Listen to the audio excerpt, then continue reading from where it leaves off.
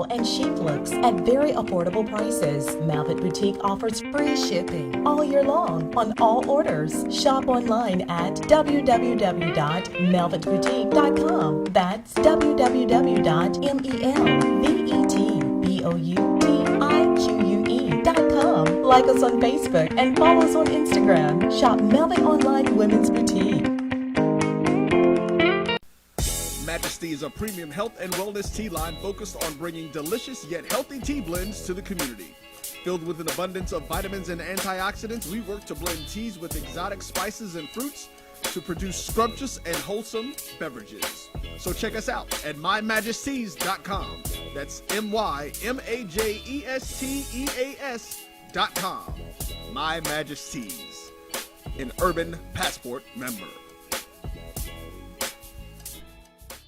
This is Brian Fulford. AD Drew and I are co-hosts of the BCSN Sports Lab. We talk about all things related to HBCU athletics. From the games, teams, coaches, and fan interest stories, we cover it all. You can find our shows on Facebook at BCSN Sports Lab, YouTube at MyJBN Online, and everywhere you listen to podcasts like Anchor, Spotify, Google, and Apple Podcasts. You can also find the show on the Jericho Broadcast Network's app. Make sure to download. We look forward to you joining the conversation and being a part of the show. Sugar Chateau Desserts is a specialty bakery located in the Charlotte, North Carolina metro area. We will create delicious and one-of-a-kind treats for any occasion. Sugar Chateau is currently shipping cakes in a jar, offering a variety of different flavors in a single-serve container that can help you celebrate in accordance with social distancing. Place your orders today by calling 803-526-7895 or visiting sugarchateaudesserts.com. The human voice has always connected audiences with experiences. Major brands all across America have trusted Kever's voice time and time again. Conversational, powerhouse, intelligent, and sincere. That's the voice you need for your creative marketing process. KEAVERSVOICE.com. Kever's Voice, Kever's Voice, KeversVoice.com. Always on, all the time. Let's face it, shopping for insurance can be time-consuming. That's why when it comes to your auto, home, and life insurance needs, make things simple and trust the experts at Allstate. They will help you get the coverage that fits your needs while helping you bundle your life, home, and auto policies. Bundling saves you money, sure, but it also saves you time, so you can enjoy the things that matter most even more. Contact me, Tammy Haynes, your local agent, for a free personalized insurance quote. Allstate, are you in good hands? I'm attorney Clinton Paris, and Tampa's my community. I grew up here, went to school here, and my wife and I make our home here. What makes Tampa special are its people. So when I represent someone injured in my community, it's personal. Call my office and speak to a real lawyer and not some referral service. I will fight the insurance companies to get the settlement that you deserve. At the law office of Clinton Paris, we take the pain out of being hurt. YT Productions.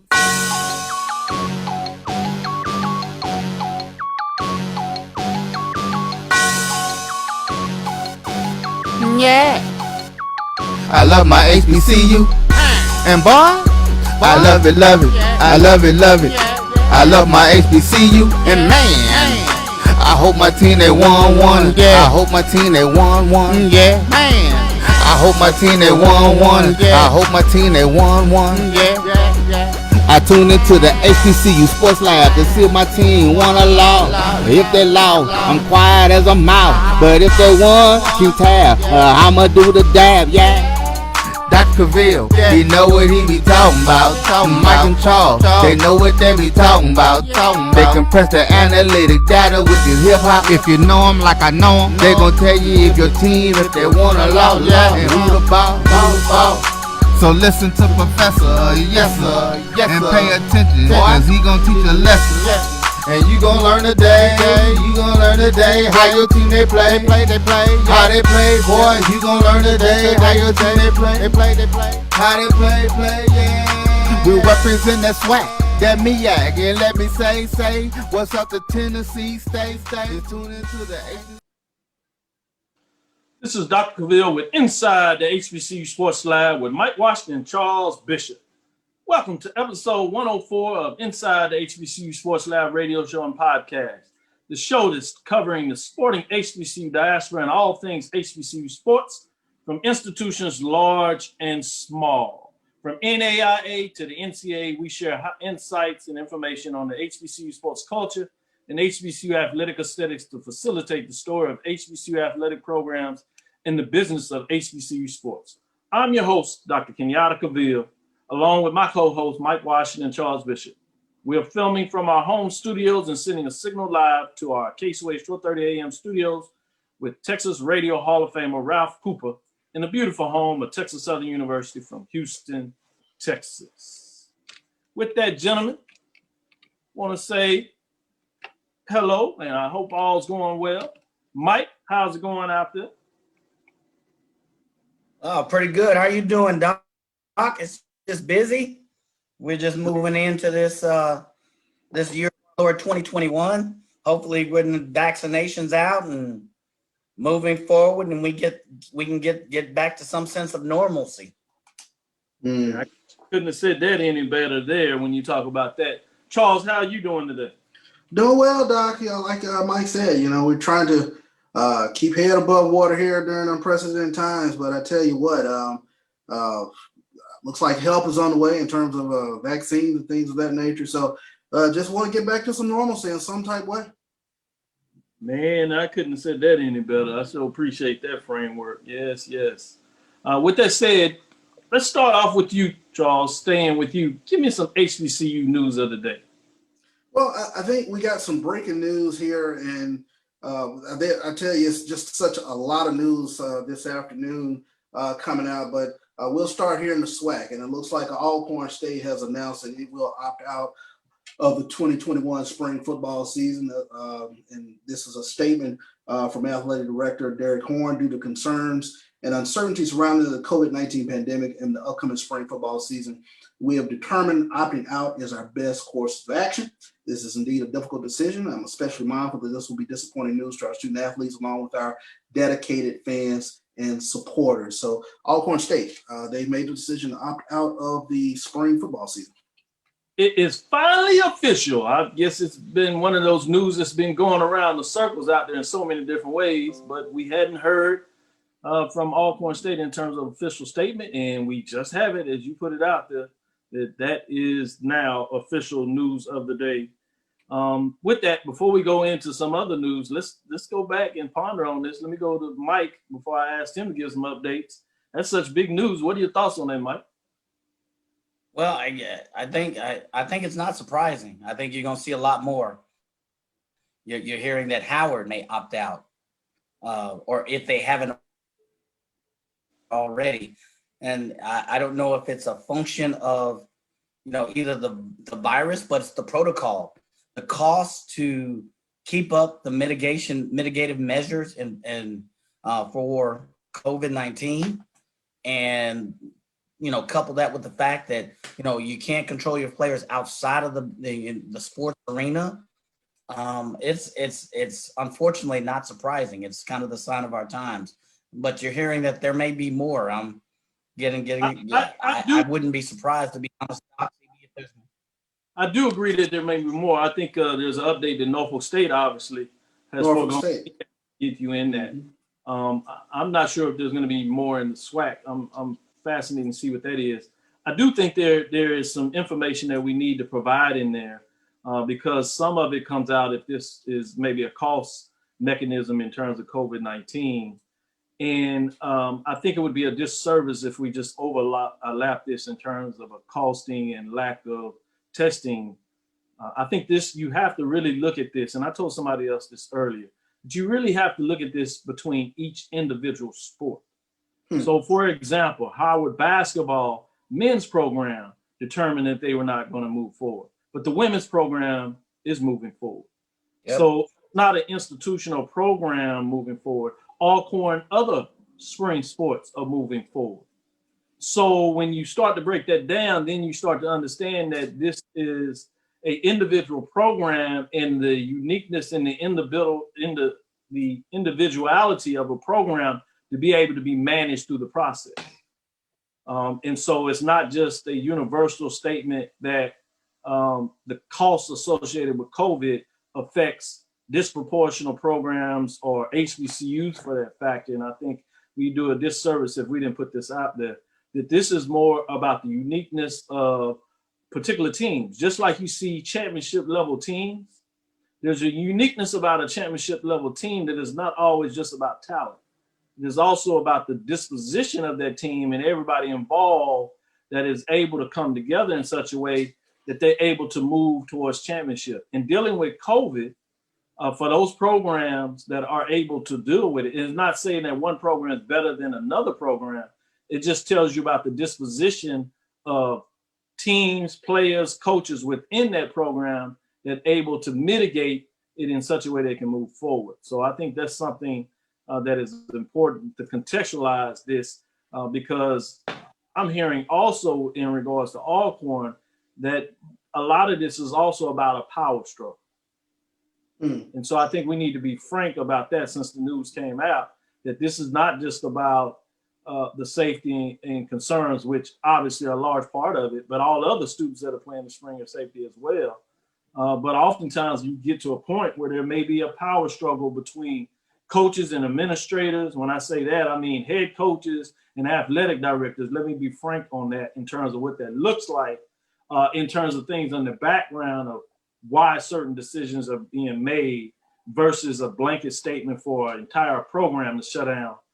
For we've seen this earlier with FAMU, with the men's basketball team moving forward, but the women's program not. And in that decision, while it was obviously about the safety, it came down to the point that women on the FAMU team opted out. They didn't have enough players to continue a season. So they opted out as a program.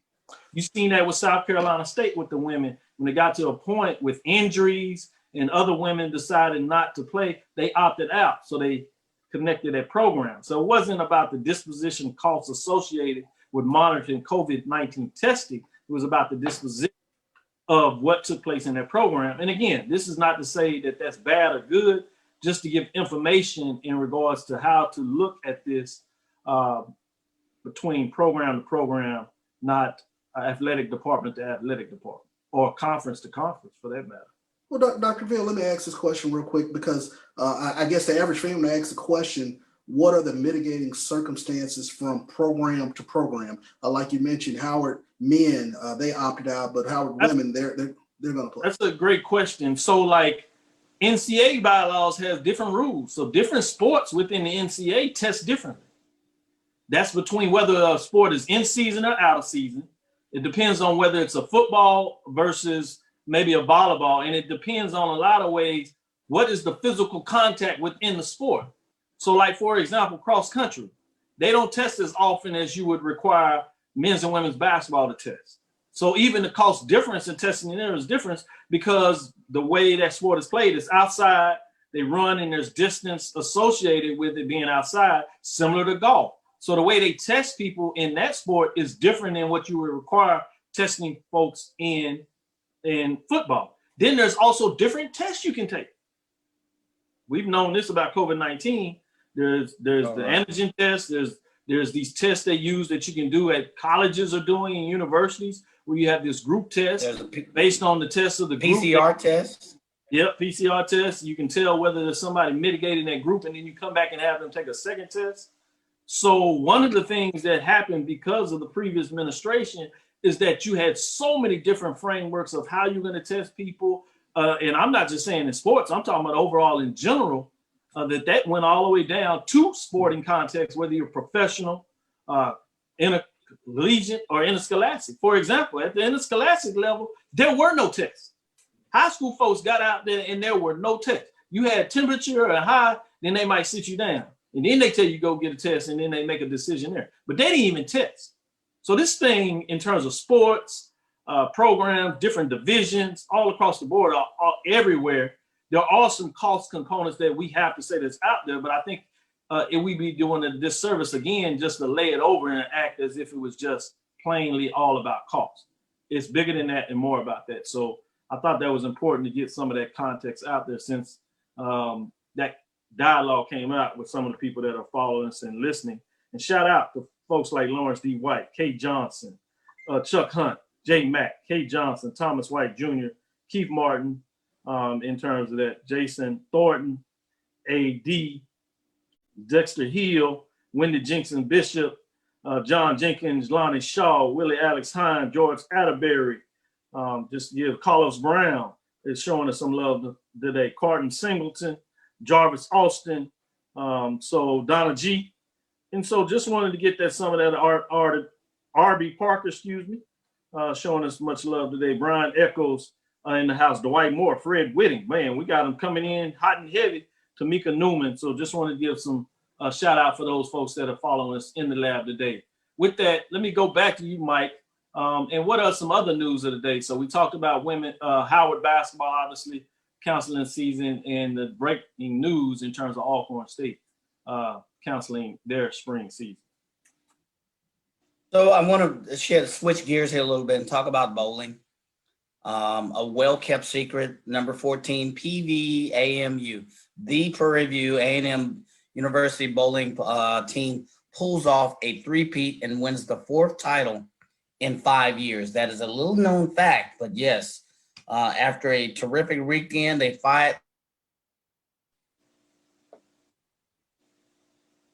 tied for first, no doubt on the lane, starting out with a 936 to 862 victory over Jackson State, that little school in Mississippi, and cruising past Alabama State, 965 to 764.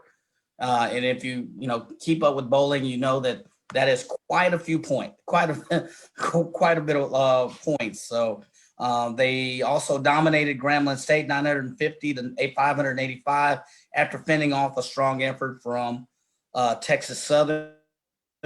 PVAMU ended up league play with a total pinfall of 18,267. So they had 4 bowlers in the top 8 of individual standings for average pinfall. Crystal Klein, average 195. Cheyenne Washington, no, she's not related, but she needs to be related to me, with an average of 194.71. Patricia Rosales at 182. And Asria Wren at 180. So PV is ranked number 14 in the National 10-Pin Coaches Association poll. Congratulations. They don't get enough notoriety. If you go a three-peat and win your 4th out of 5 SWAC championships in bowling, you dang sure should get some notoriety, some attention, and it's a shame. But congratulations again. Hats off to the Lady Panthers. Oh, yeah, dominating fans, and great shout out there. And so much love to the Prairie View and the Panthers getting it done 4 to 5 years. Boy, you can't top that in a lot of ways as they continue to find to get it done in COVID, out of COVID. They find a way to dominate in fashion. So great shout out there.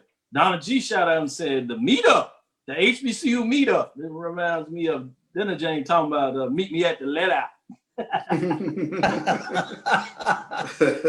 Meet me at the let out. Yeah. Meet me in the lab. This is our HBCU spot that we check it all out.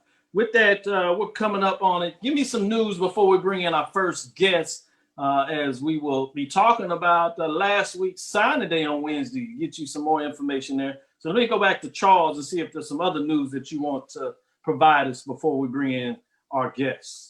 No doubt. Well, we're taking a look at all our spring sports. So let's show some love to Black College Nines as they put out their top 10 poll, large school division this past week, preseason poll. Alabama State comes in at number 1. Followed behind them is Jackson State, number 2, North Carolina A&T, number 3.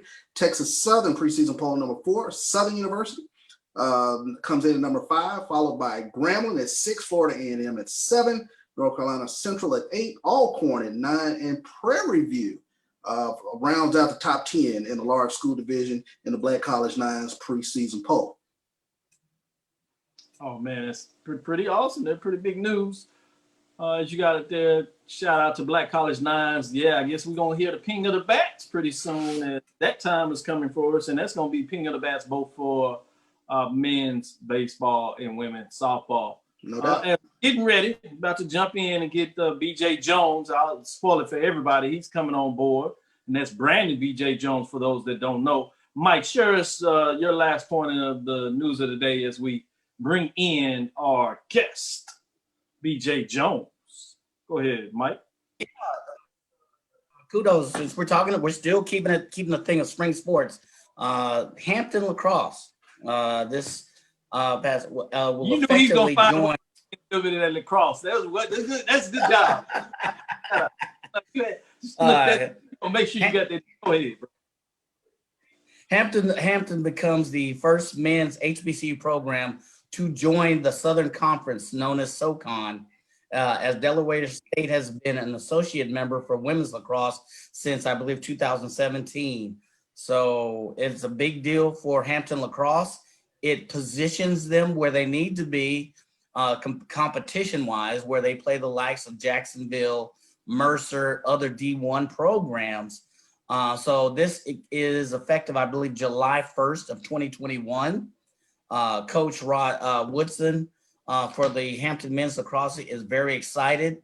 It took a lot of work to make this happen. So here it is. They're kicking off since their inaugural season in 2016, and now they join the SoCon, and they'll play some tough talent, which is no stranger to the Hampton University lacrosse program. They played a very tough schedule in 2019, but they join another competitive conference, and their recruiting class is looking really well. So congratulations to the Hampton men's lacrosse team. No doubt about it. Way to sneak that in there, lacrosse. We're going to get it back to what everybody's looking for. I think BJ Jones told some folks that we come on the show because I done seen a couple of new names on there, so I appreciate you. We have none other than Brandon Jones, better known as BJ, or BJ Jones, is a native of Birmingham, Alabama, a graduate of Southern University. Jones played under legendary Southern head coach Pete Richardson and was part of the 2003 SWAC championship and Black College National Championship team. Jones has spent 8 years coaching at the high school level. Jones is a writer and contributor for HBCU GameDay and has been around HBCU football all his life. I'll call him the resident HBCU football analyst just for short because he specializes in that like none other. You can catch him, follow him on Facebook, and I'll let him give you that information because every so often, particularly during the football season, he does a Sunday night live, and he has some other projects coming your way. So keep your eyes on it if you would. Follow him at Facebook, BJ Jones, because you don't want to miss this Sunday night chat because the way he breaks down football, you can tell it's somebody that played the game and is extremely knowledgeable about it. And that's why we brought him in, because we want to know. This is the lab. This is professors. So we want to know the scores. Now, everybody else out there told us who was number one in terms of Jackson State University. And while we have some folks always say, hey, it doesn't matter until they hit the field, but we're here to talk about it. And so we can't have fun unless you're talking about it. So we want to know everybody else. Where do they fit in your schematics in terms of recruiting day? Break that down and tell us a little about that. But before we get into that, say hello to everybody, BJ Jones. Man, how is everybody doing, man? I am happy to be here with you guys. Charles Bishop got a little extra pep in the step. I see someone. Brother BJ, how you doing, sir? Yeah, you see him over there smiling, little more than all. We can't touch him on the show now. Every time we look up, he talking about Jackson State. Jackson State. I said, man, you never talked about Jackson State that much in the last 2-3 years. Never. So you're absolutely right. Got his swagger back. I'll take it. So tell us why, before we get into some breakdowns, and would love to get some grades since we talk about the lab, we're professors here, so we want to know for grades. But before we get in there, tell us why recruiting is so important to the lifeblood of a program. That sounds simplistic, but let's get into it a little more. Let's hear from the football analyst. Well, recruiting is, the players that you see on Saturday, they got there some way. And usually it's through recruiting.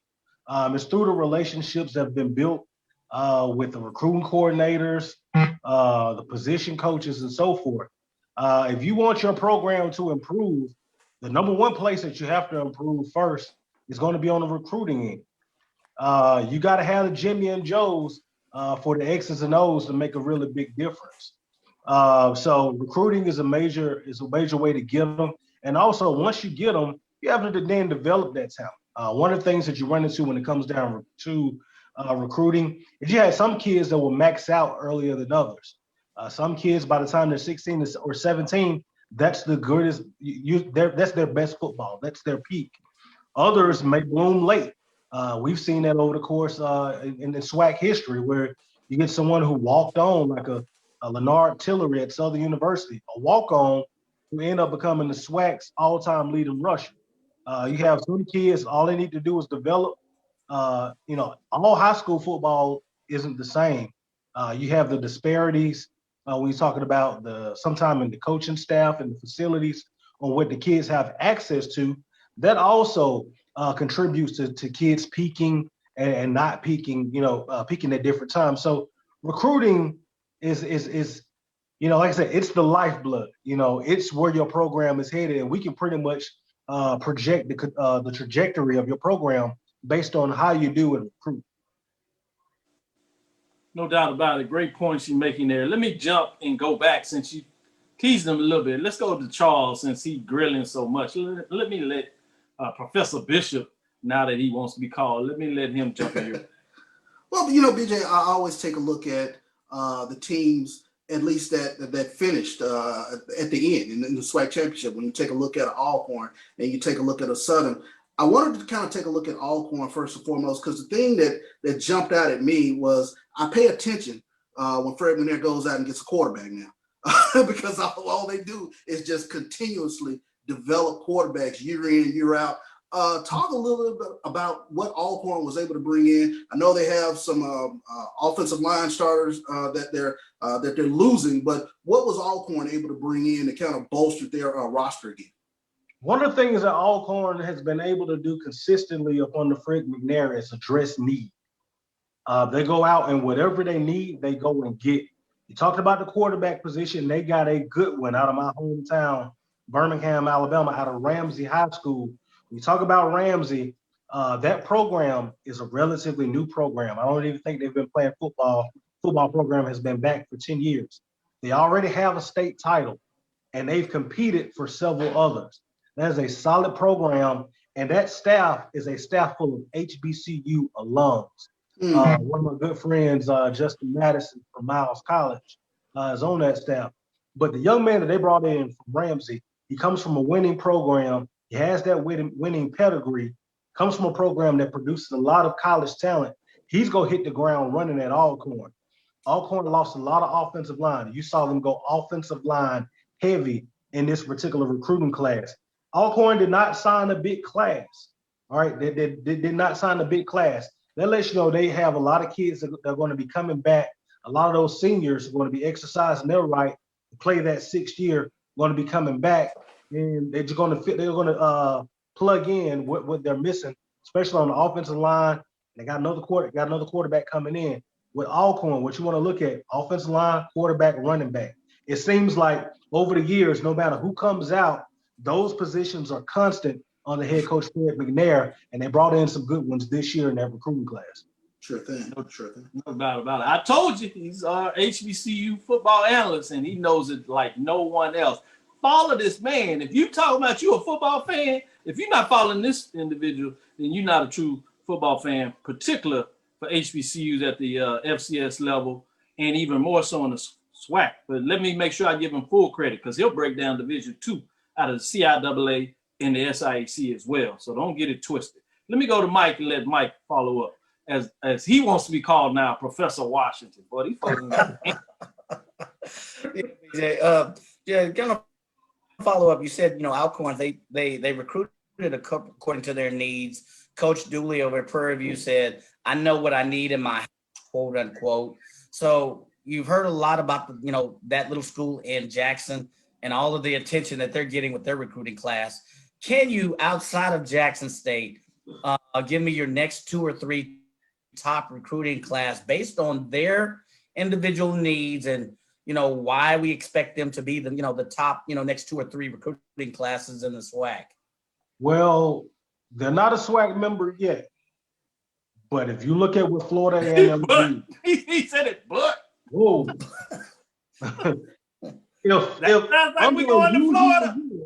Under a usual year, we would be talking a lot about FAMU's recruiting class. Yes. But because of what Jackson State did was so extraordinary, people will forget about what FAMU did and what North Carolina A&T did when it comes down to recruiting.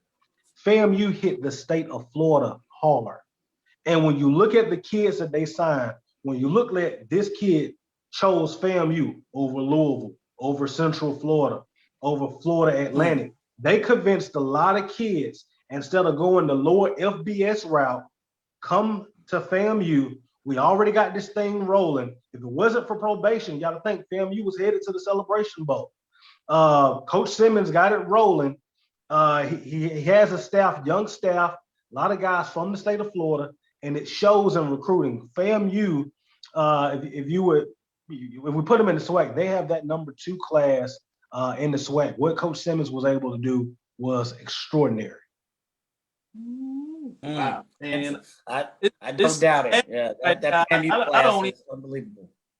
Yeah, you talked about it. It's so nasty right now. I don't even want to jump in here, but let me look like Charles jumping up a bit. I'm gonna go back to Charles. I'm gonna hold off. I'm gonna hold my questions off. Go ahead, Charles. Go for it. Sure. Well, BJ, I wanted to ask this question because I think this has come up a lot from a national standpoint, but the glut of players, if you will, in the transfer portal, how much of an impact has that been, especially with this year's recruiting class, in terms of high school athletes looking for scholarships and things of that nature, whereas the pandemic has really thrown everything into flux in terms of athletes finding scholarships and finding places to go. And we seem to see a lot of FBS guys transferring about all over the place. And I wanted to ask, what has been the impact, if you will, of the transfer program? The biggest thing, me being around high school athletics and working with kids and parents and trying to get them into school, is that now you have guys who are usually lower FBS, FCS guys that have fallen all the way down to the Division II level. And we have some Division II teams that took full advantage of that. Savannah State is one. Albany State is one. Valdosta State is one. Where they were able to sign kids that usually they wouldn't have got under normal circumstances. What has happened if those surefire guys, those solid FBS guys, have had to sit back and wait? And now what you're having is coaches are starting to go to the portal first and then the high school route. So now you're having a lot of talented kids that are going to end up at Division II level, the D3 level NAIA, and a lot of JUCO. A lot of Mississippi junior college coaches are chomping at the bits on what they've gotten because there's no room.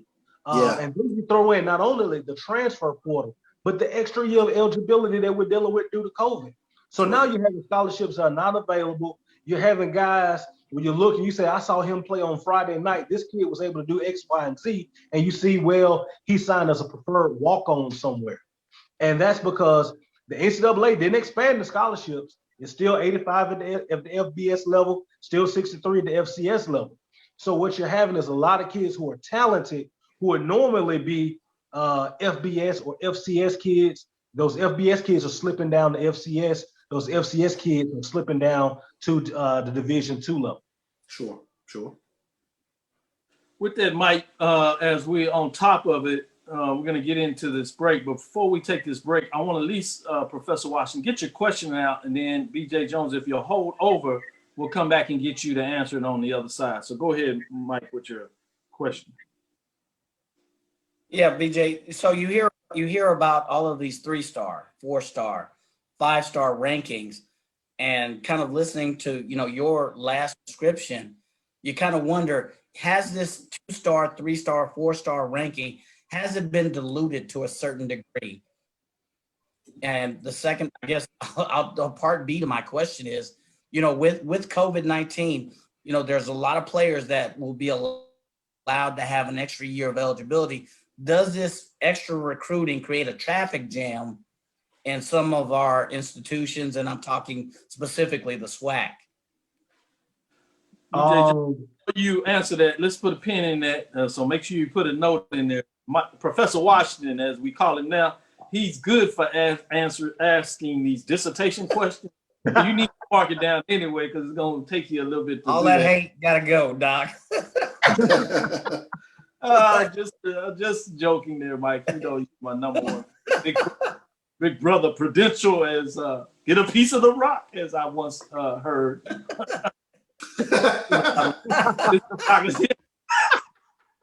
BJ Jones, I know you're not used to the Alpha Phi Alpha fraternity side, but you're a member of Kappa Alpha side, so you understand a little bit about the other side. We don't say Hayes in a rap, but you know how that's illegal now. But we got somebody that still came through that side of it, so he's kind of heavy-handed at times. This is Dr. Cavil with Inside the HBCU Sports Lab with Mike Washington and Charles Bishop, better known as Professor Washington and Professor Bishop, as some would say. We'll be right back. Continue to hang on after this quick break. It's never too early to plant the seed, to share the tradition, and instill a sense of pride in your HBCU with your little ones. HBCU Pride and Joy Children's Boutique helps you share your school spirit with a wide selection of adorable kids apparel and accessories officially licensed from your favorite HBCU. Visit hbcupridejoy.com and follow us on all social media at HBCU Pride Joy on Facebook and Twitter.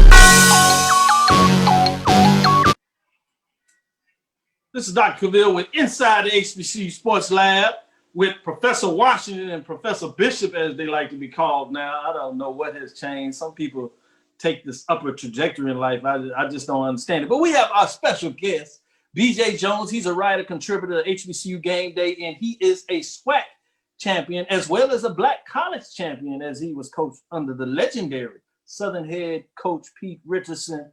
But I just call him the HBCU Football analyst, as he will break it down in all types of ways. As we left off, we had a question from Professor Washington, a dissertation question, two-part question, as he does.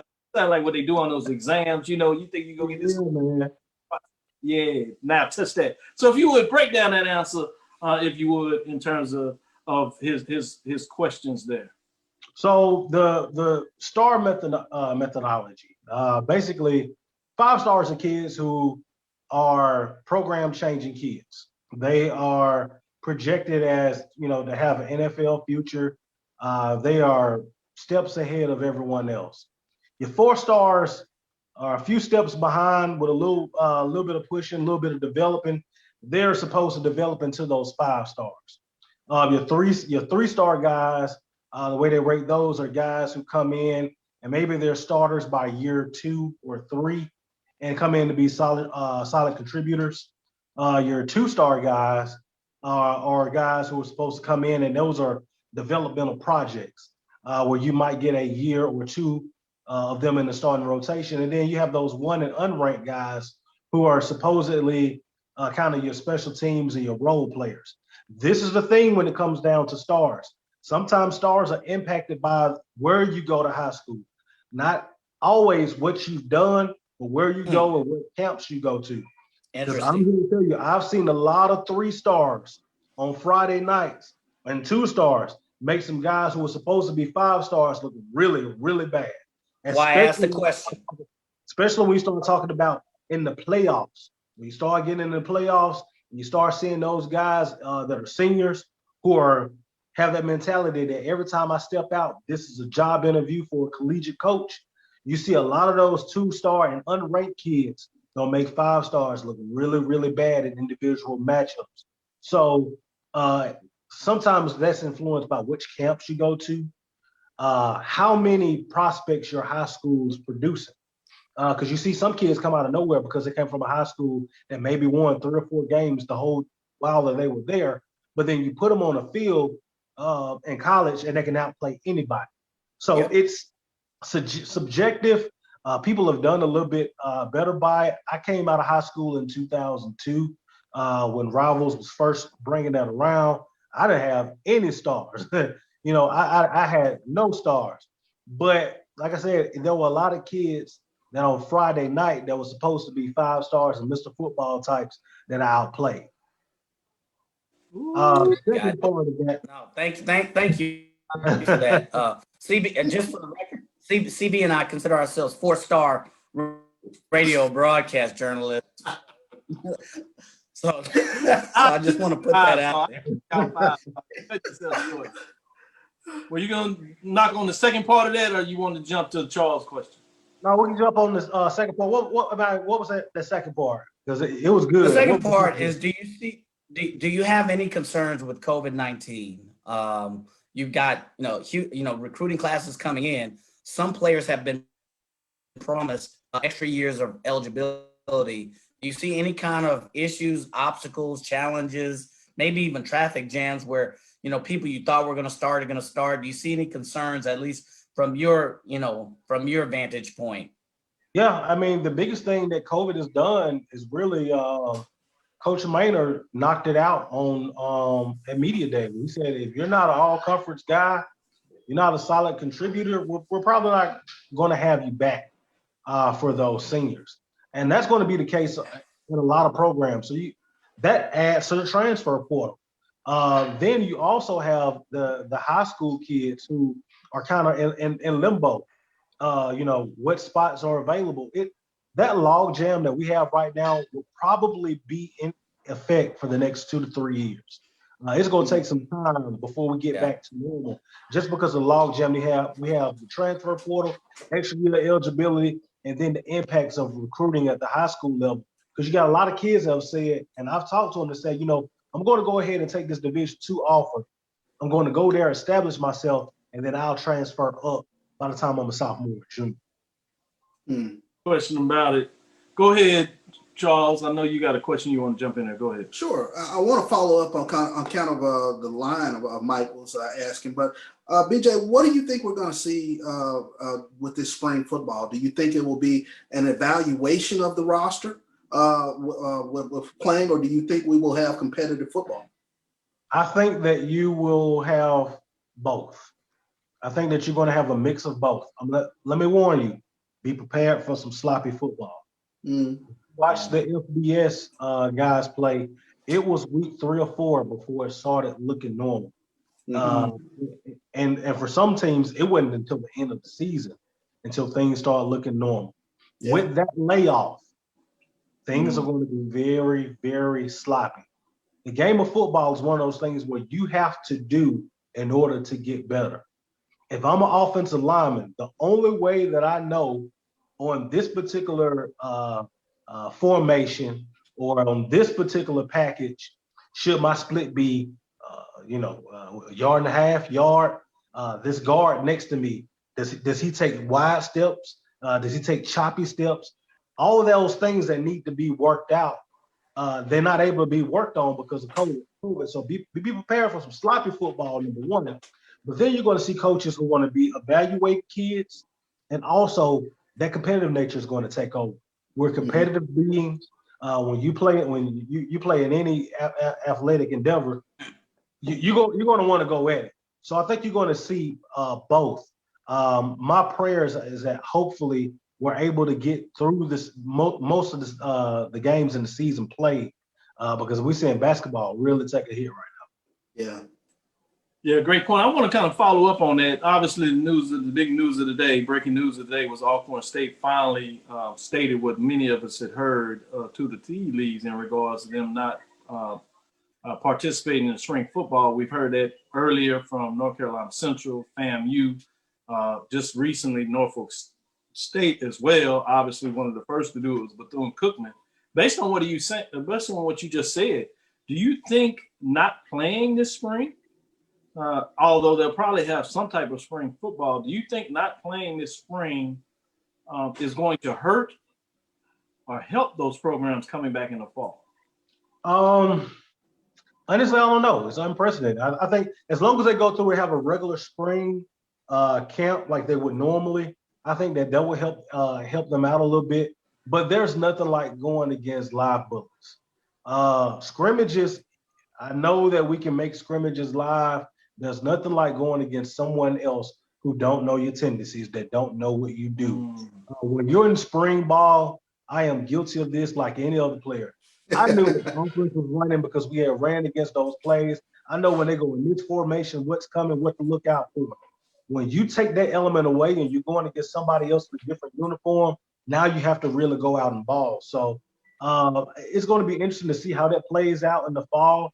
I do think they will be a little bit behind just because they're not going against live ammunition and they're going against familiar foes, and you start to learn tendencies of guys that you practice against every day. All right, I teased everybody enough. Let's go to your top recruiting classes. Let's go with Division II. And you can include NAIA. Give me your top 3 or top 5, whichever you want to do in terms of Division II, and obviously you include NAIA Langston if they happen to be in there. But give me those programs now. Start at the bottom. In Division II, I had to start off with Winston-Salem State.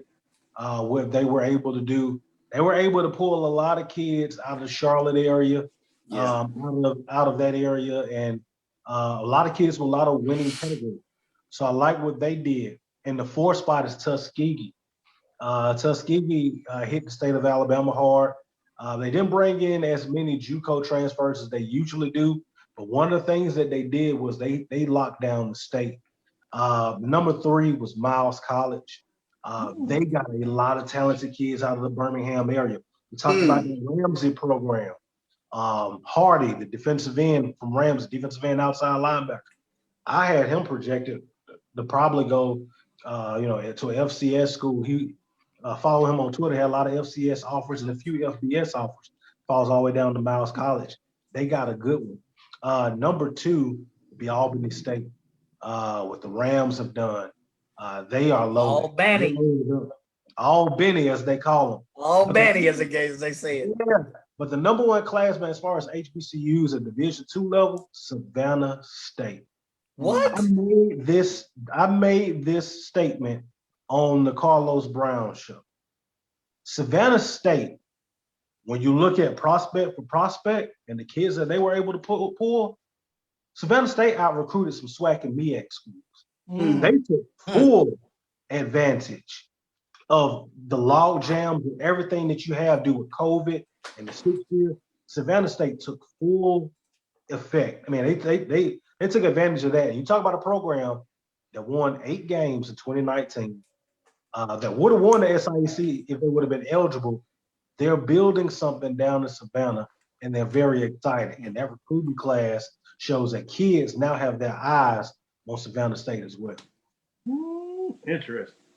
All right. Wow. That's it. People call the big boys at the HBCU level. Give me your top 5 recruiting classes. Look, Charles look like he's bored. I'm all ears. I'm listening. We don't know. What's up? But anyway, that look, Charles. Charles, just tell me number 1. Just tell me number 1. What's up with the look? So start with 5 and give us the top 5 program. Look, Charles. It's down Baton Rouge, Southern University.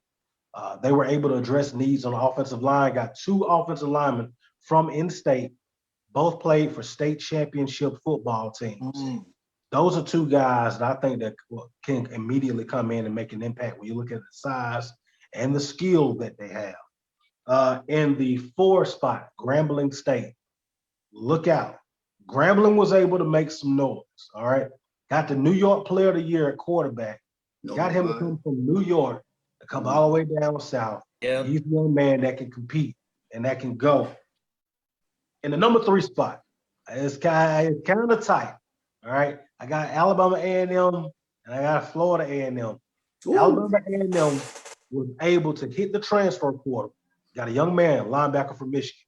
Got another linebacker from Coastal Carolina. Was able to get one of the top receivers in the state from out of Hoover High School, right down in that Birmingham area. Was able to get the North Alabama Player of the Year at quarterback, who was also going to come up there and play baseball. Young man that was committed to go to UAH and play baseball, decided, hey, let me play baseball and football, decided to go to Alabama A&M. I like what they did. FAMU, we talk about what they did in state, getting down to South Florida, getting down to Fort Myers, locking down the state of Florida. I like what they did. Look out for FAMU. They're building something. Number 2, my Lord, North Carolina A&T. Yep. This is the key for North Carolina A&T. They signed a running back from right here in Georgia that ran for over 1,400 yards every year that he played in high school. He's 6'2", 230 pounds, and it goes by the name of Charlie Dixon. Charlie Dixon. Yeah. Charlie Dixon, and look at the schools that were after him, and nobody had him picked going to North Carolina A&T. And the killer part about it is A&T didn't just pull one of those. They pulled several of those kinds of kids. Then you start talking about what they pulled from the transfer pool. Number 1 is impressive. What Jackson State was able to do from a recruiting standpoint, I don't think people quite understand the scope or the spectrum of what they were able to do. Jackson State was ranked 78th in recruiting when you throw in the FBS. They out-recruited a few Power 5 schools.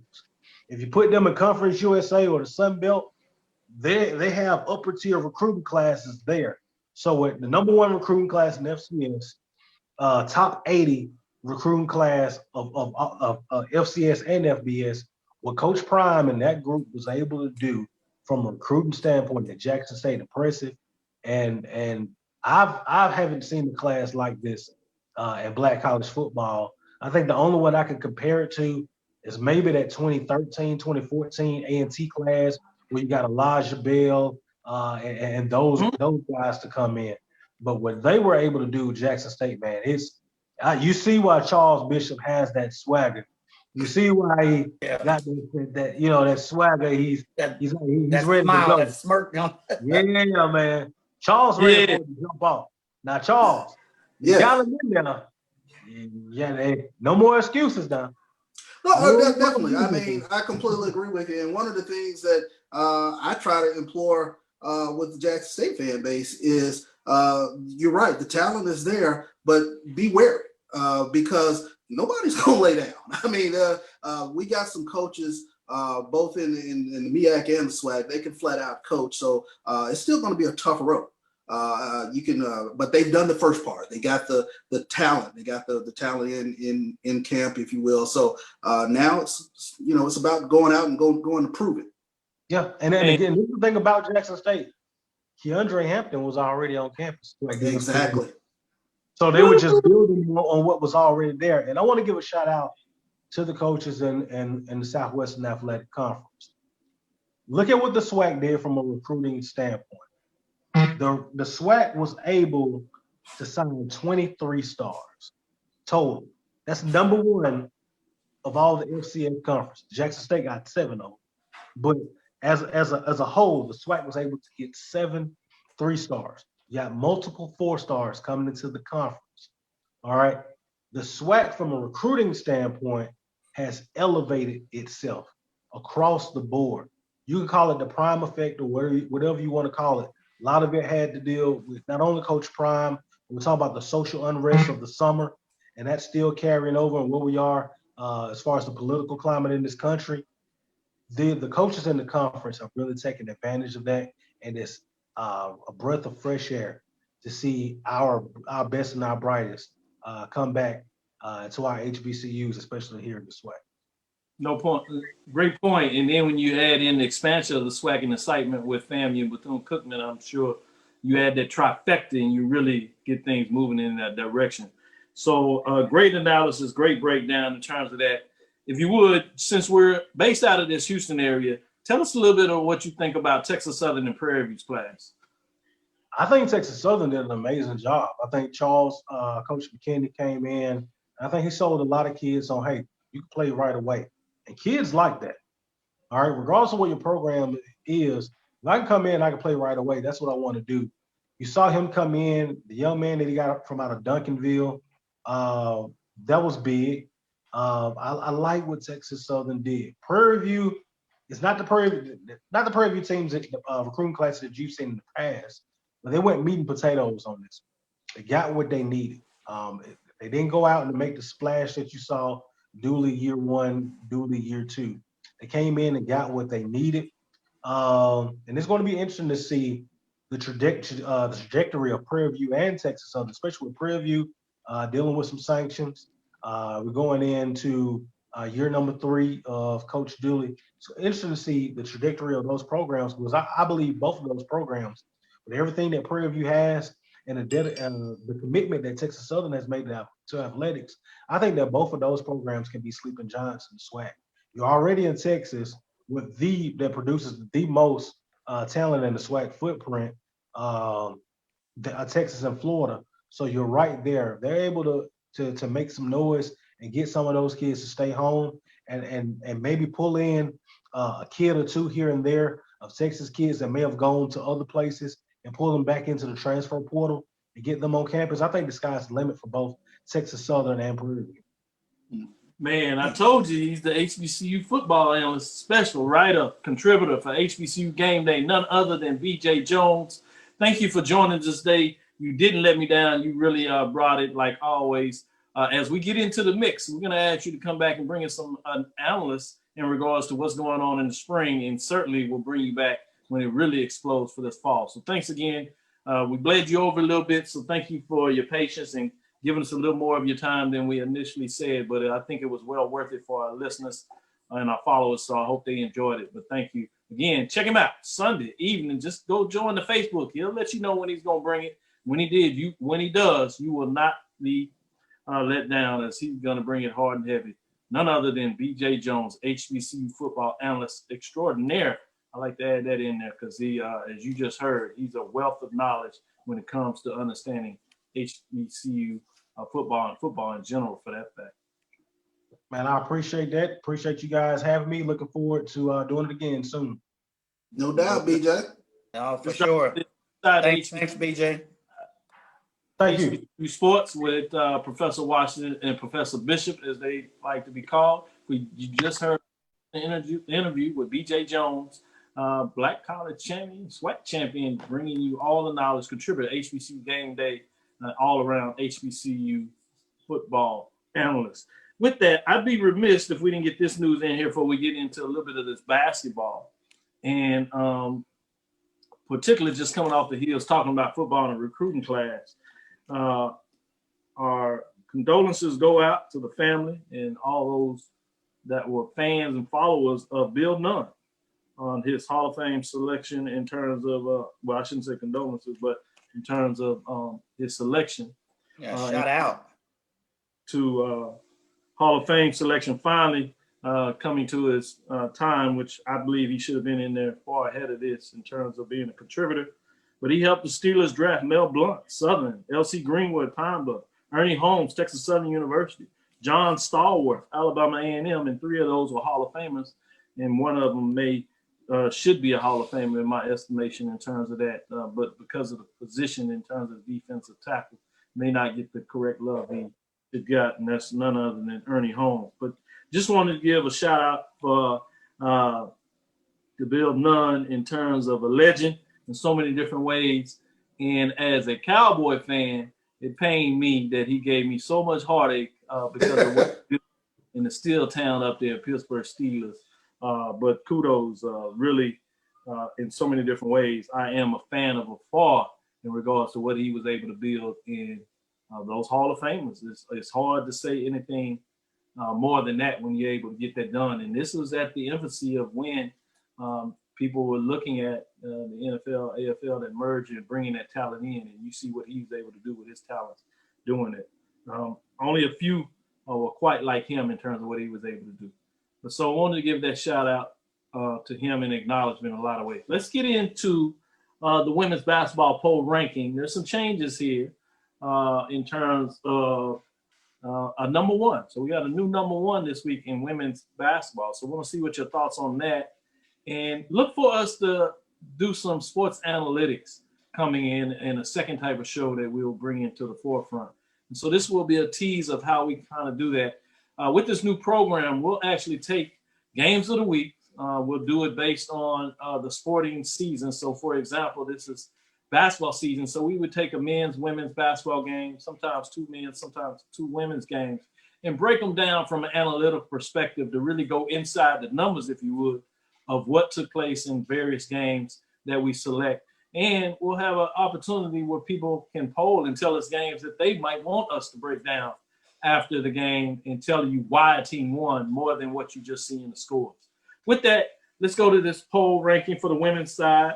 Nobody dropped out of the poll this week. While there is a new number one, no one dropped out. But receiving votes, you have starting from the bottom here is Alcorn State Braves, 5-8, 5-4, 30 points as they sitting on the outside looking in. Southern Jaguars got some wins this week, 6-9, 6-3, took a tough loss to Jackson State, but still in the mix, but outside of the top 5, 39 points.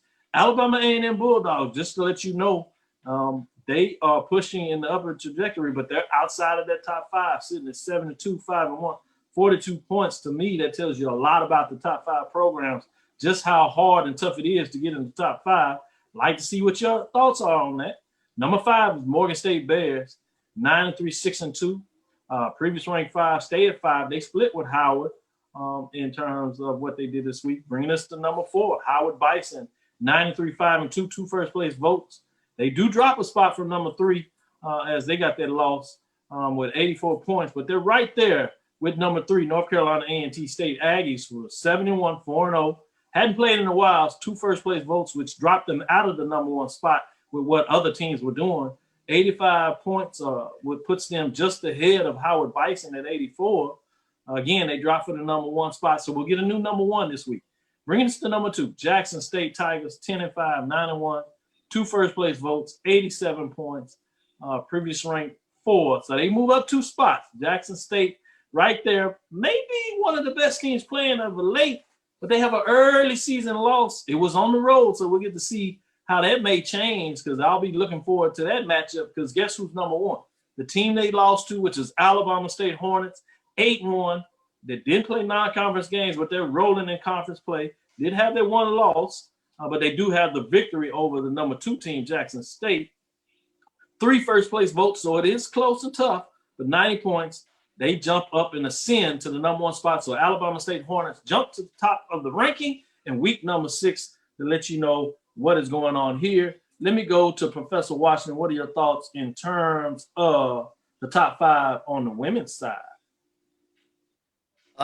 Nothing here. I agree with it. That Alabama State, they're edging out Jackson State. They do still have the head-to-head, but ooh-wee, that Jackson State team is coming on strong. Both teams are on 6 or 7 game winning streaks when they're allowed to play. You know, COVID protocols don't come into play or games are not canceled.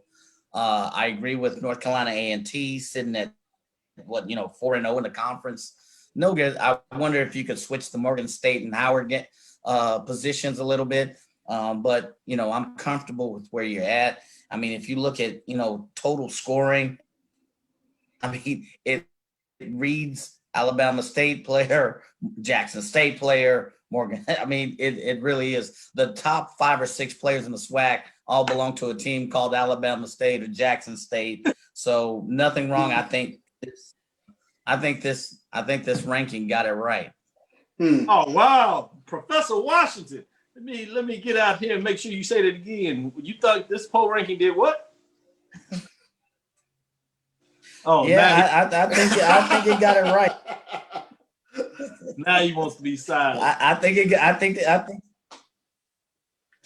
Go ahead, Charles. So I mean, I think a team that I think you should keep an eye out for is Alabama A&M. I think COVID has really hit them pretty hard, as well as with a few injuries. But Darian Lewis, she's one of the top performers in this conference. She was the SWAC Player of the Week this past week. What she was able to do, but Alabama State and Jackson State. I think you hit on something with Jackson State, and one thing that I noticed this past Monday, the road win against Southern. That was a tough, hard-fought victory for Jackson State, and they put their foot on the gas in the fourth quarter. I think they outscored Southern 15-4, and they did it without a lot of help from Amisha Williams. She only played 23 minutes in that game and only scored 7 points.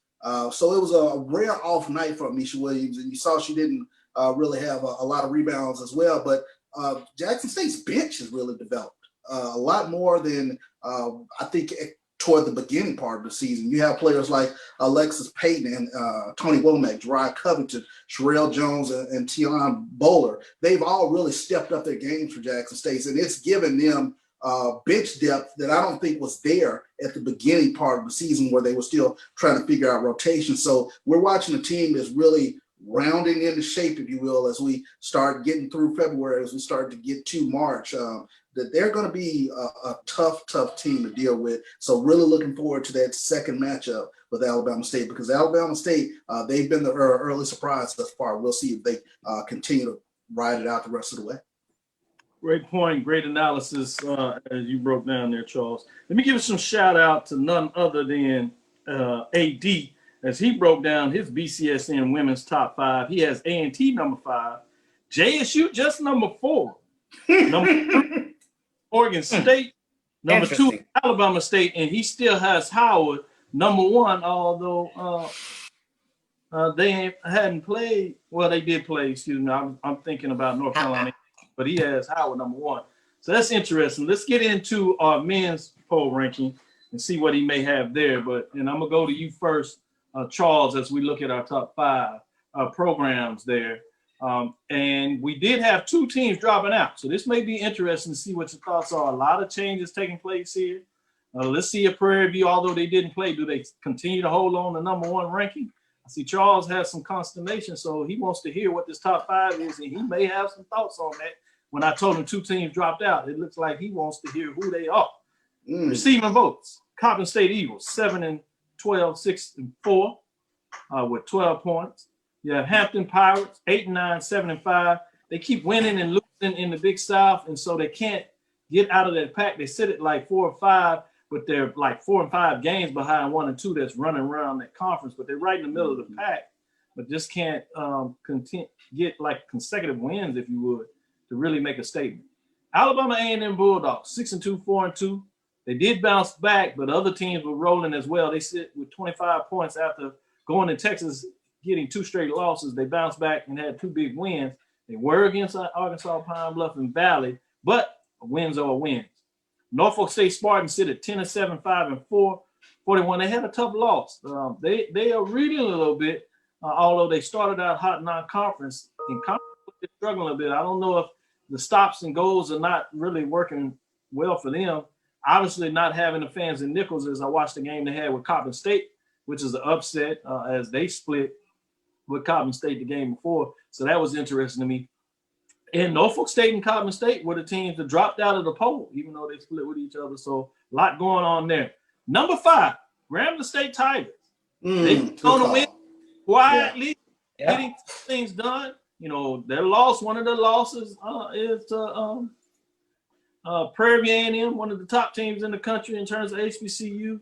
So give it there. They have a big win over Texas Southern, was surprising people, but they're just getting these wins and getting it done in a lot of ways. Got their win over Southern. Yes, Southern's struggling, but that's a team that people thought were pretty strong and still finally play some close games there. So Grambling State, 9-8, 73, 53 points, not ranked. They jump in the top 5. At number 4, Morgan State Bears, 11-4, 6-2, 64 points. They just can't move out of that 4th spot. They just seem right there. They win, lose, play up, play down, but they stick right there. And because of what they've done over the season, they're a top 5 team, but can't seem to get out of their way and move up from there. Number 3, North Carolina A&T State Aggies sit at 8-9, 4-0. They were previously ranked 2, but they dropped a spot. They haven't been able to play a while. That COVID-19 protocol is giving them a mess there. They sit at the top of that Southern Division, but just can't play that many games. Although they played so many non-conference games, it's amazing how when that COVID-19 may hit your program. Sitting at 8-9, 4-0, so they still had that edge there. 1 first place vote, some talent there, 81 points, but they do drop a slot. At number 2, this may surprise some people. People may question their schedule, but Jackson State Tigers, 6-5. They're 6-0. They're undefeated in terms of that, so they just win. and you got to give people credit for when they win. You can only play who's up against you in your schedule. I hate the fact that they're losing that Prairie View trip down here to play Prairie View, which would have gave us 2 undefeated teams. That would have been magnificent to see, especially after last year when you had that interaction between the teams that really make that matchup interesting. Prairie View got it done, but Jackson State was looking forward to see what they could do in the tournament postseason, but never not to avail as the tournament was canceled, obviously. But they sit at 6-5, 6-0. More about this season. 1 first place vote, 82 points. So they just edging out North Carolina A&T for that second spot. They were not ranked, but to jump all the way up to number 2 as they're finally getting some credit for that 6-0 record in the SWAC. At number 1, Prairie View A&M, although they didn't play the Panthers, still are 7-4, 6-0. I think what they've been able to show you with the games and teams they've defeated, including Texas Southern, in some of those matchups, they really have shown you that they're playing some solid ball. They do not lose at home, but that means they do got to get on the road, so we'll see what that is. They lose that matchup at home against Jackson State. What even makes this worse, they lost a game earlier in the first part of the season going up to Jackson and didn't get to play that. They beat Grambling earlier, so you had that opportunity. So it'll be interesting to see if they'll get to play that game, and certainly tournament-wise with both of these teams, if they qualify for the SWAC tournament, it'll be fascinating to see what that does in terms of going on. But they are my number 1 ranked team, number 7, 100 points in terms of remaining at the number 1 spot on the men's side. Charles, what do you say about the top 5 since you were eagerly waiting to hear about those 2 teams to drop out? What are you thinking about the top 5 programs this week in the poll ranking? Great call on Grambling. Grambling got a couple of wins there that I didn't see coming. That win over Southern was very impressive. They won 4 in a row, and they're a team, streaky team. They start hitting a few buckets, and they become dangerous because I think they rebound the ball pretty well. I can't say enough about Jackson State. Dating back to last year, I believe they won like 14 of 17 ball games. So Wayne Brent is getting it done. It's not always aesthetically pretty to watch. A lot of turnovers and things of that nature, but they just keep winning. They keep getting it done night in, night out. Very impressive win, despite the incident at Southern. It's always a tough place to play when you're going down to Baton Rouge to try to get a victory against Southern, but they got the win. And this is, I think this is 2 years in a row now that they've been able to go down to Southern and get those victories. So kudos to them. And they have a real, true inside presence in Javius McKinnis. He's a rim protector, and he consistently leads the SWAC at rebound. So it gives him those second chance points that we talk about on the women's side of the ball. But he really keeps some possessions alive for Jackson State in terms of what they're able to do offensively. Great points made there. A lot of that noise in there talking. Let's see what Professor Washington has to say. No, I echo the thought. Grambling has a 3 or 4 game winning streak. They did beat Southern, but keep in mind, they lost to Southern earlier this year at home. They did beat Southern in Baton Rouge, but they are on a 3 or 4 game streak. So jury's out for me to see how good they really are. So North Carolina A&T, it's been several weeks. So I wonder if next week, if they wouldn't, just drop out the poll, unfortunately, just because they hadn't been able to play any games. But if you look at, just pure leaders, you've got, you've got several players for Prairie View that are playing really well. Cam Mack, Jeremiah Gambrell, but you also have some Jackson State folks, Tristan Jarrett, that have really stepped up. He's averaging 19 points per game. So well deserved for this Jackson State team. They're 5-0 or 6-0. I'm sorry, in the SWAC, and they are showing you something. So you would have liked to see them against Prairie View, as you mentioned, Doc, but unfortunately, this pandemic, this COVID-19 pandemic, has just put a monkey wrench in several matchups that we would really like to see. So it's tough to gauge some of these rankings from my perspective. So, yeah, no doubt about it. I guess the big thing is if we can get the rest of the season in and get to the tournament, there's a chance that you can see that matchup then. So all's not lost. When it really counts, there's a chance to see what it looks like. It'll be fascinating because you have a different type of formula that will be used. So it's not just going to be best winning percentage. It's going to be winning percentage based on you playing the number of games. You got to get 13 conference games in to even be eligible not just for the NCAA tournament, but also in terms of the SWAC regular season championship. So it'll be fascinating to see how that plays out with the formula in terms of ranking. So there's a multiplier there. So who knows who will end up being the number one ranking, and it'll be a little more than just looking at records. So that's something fascinating. As we start to come to a close, I did want to give AD some love on the men's side. BCS men, he has number 5, Grambling, number 4, Alabama A&M, number 3, Prairie A&M, number 2, Norfolk State, and number 1, Morgan State. Now, I know he does computer rankings, but I'm starting to be like Charles and Mike. What kind of computer is that? If FAMU is coming to the SWAC, man, give the SWAC some love. Yeah, all over here in the SWAC. But with that said, Willie Alex Hines says Morgan State men should be higher. He has them ranked number 2 in terms of my poll. I have them at number 4. I think he makes some good points. Morgan State is solid. Anthony Weston says PV is winning with defense and rebounding. George Atterbury says Morgan is impressive. He's seen it up close and seen some of those games. So I want to give some shout out there. Willie Alex saying, AD, I have NSU ranked number 4 behind Coppin State. Man, all these folks giving a lot of love to the MEAC. So we'll get to play it out. We'll see. But I think there's some good teams. Norfolk State, certainly, when you look at their overall record, they're 10-7, but you got to look at what they're doing when they get in conference play. They just sit at 5-4. It's hard for me to rank a 5-4 team in conference play in top 5 when you have other teams that are undefeated, teams 6-2, 7-3. I don't even have I just have them edging out Alabama State. I think you can make an argument with Alabama A&M sitting at 4-2 in conference that they should be top 5 before you give Norfolk State. But that's why we have the poll rankings. That's why we're going to give you inside the numbers where you see why we come up with these numbers in a little. So get ready for that, as that will debut pretty soon in terms of the analytics, HBCU analytics going inside the numbers, as we will give you the professors, the sports professors will be going inside the numbers to continue to do that. Look for us on Thursday as well. We're going to be trying to do a special show where we go inside Jackson State's number 1 recruiting class. So follow us inside HBCU Sports. Follow us on Twitter, inside HBCU Sports 1. So we can give you some information. Look for us around the same time, 6 o'clock on Thursday, as we start looking at doing this double episode. So as we're working with Roy to help support that in terms of what that looks like. And so don't be surprised if we find a way to continue to give you more information, especially as we get in the meat of this spring. There'll be a lot of action. Yes, some teams opt out, but it looks like there's some teams opting in. So we'll give you the ins and outs, especially if they're out there getting it done. We'll find a way to give you the information. And even if they aren't, we'll still keep you updated on the latest and greatest in terms of HBCU sports news. With that, I'm Dr. Cavil. We'll be signing off shortly here. Any final thoughts that I'll give to you?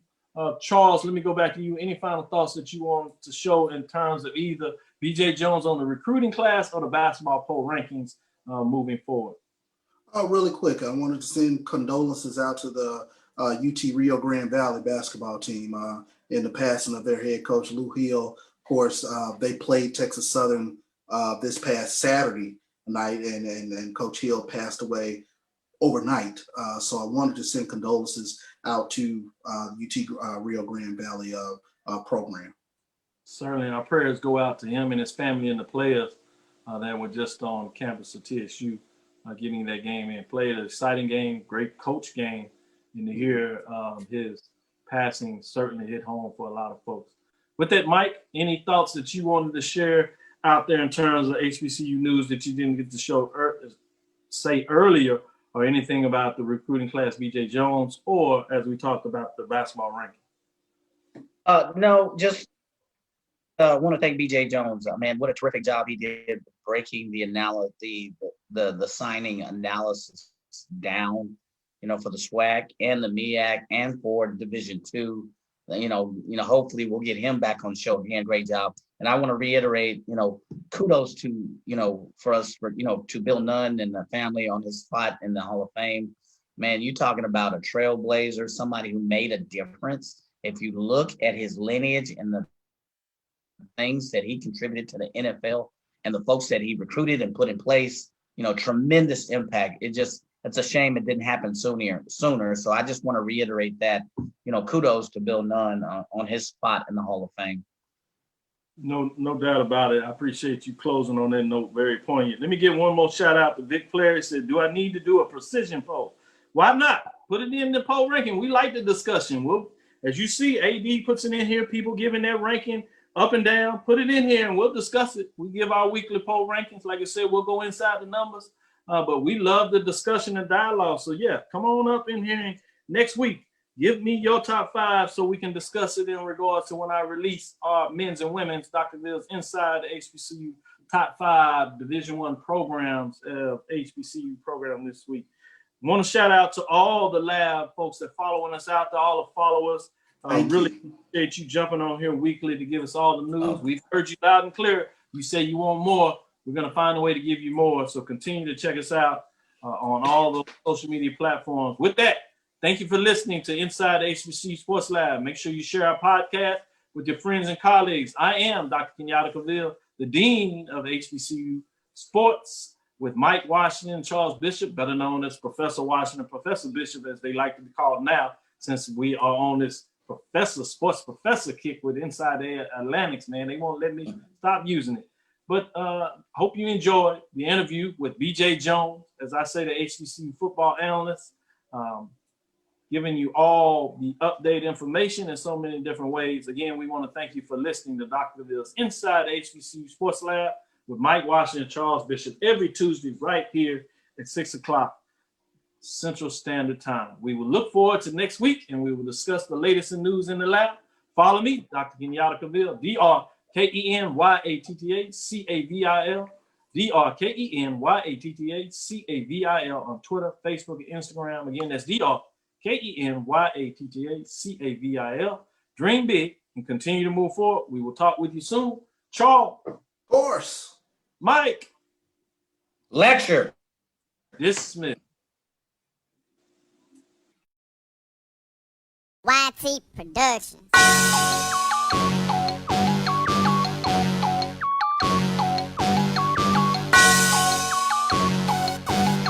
Yeah. I love my HBCU. And boy, I love it, love it. I love it, love it.